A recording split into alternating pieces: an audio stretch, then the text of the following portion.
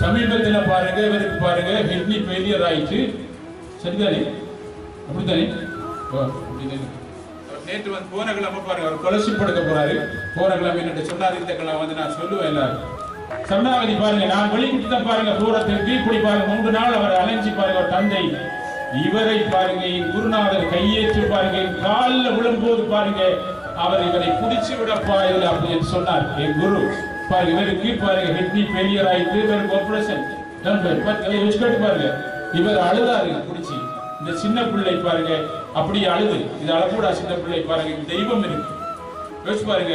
அழுதாரு அப்படியே பிடிச்சுட பாருங்க. ஒரு பூ கொடுத்த நான் சொல்லுங்க, ஒரு பூ கொடுத்த இதை அவர் 3 நாள் இதுல வச்சுட்டு படுத்தாராம் ஹாஸ்பிட்டல்ல. 3ஆம் நாள் வந்து சொன்னார்களாம் பாருங்க, இந்த பக்கம் வச்சுட்டு படுத்தாராம் பாருங்க. அங்க பாருங்க அவங்க ஸ்ப்ரேல கோவில இதுல காட்டுன ஒன்றுமே இல்ல சாமி, நான் வெளியே வந்து தரேன்னு போன கிழமை என்னட்டு அவங்க அம்மாவோட வந்து சொன்னாரு, நான் கொலசி படுக்க நீ நிச்சயம் பெரிய ஒரு ஆளா வருவா, என் குருநாதர் உன்னை பாரமெடுத்தாரப்பா அப்படின்னு சொன்னார் பாருங்க. அவர் அன்றைக்கு தான் இந்த வந்து தேடி பாருங்க.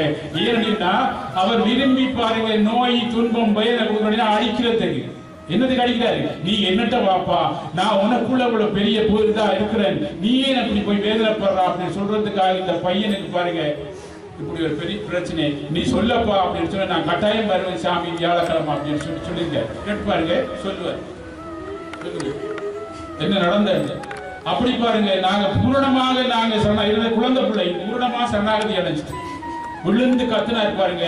ஏன்னு சொன்னா எல்லாத்தையும் பாருங்க நம்ம வீட்டை எங்க வீட்டுக்குள்ள தெய்வம் இருக்கு.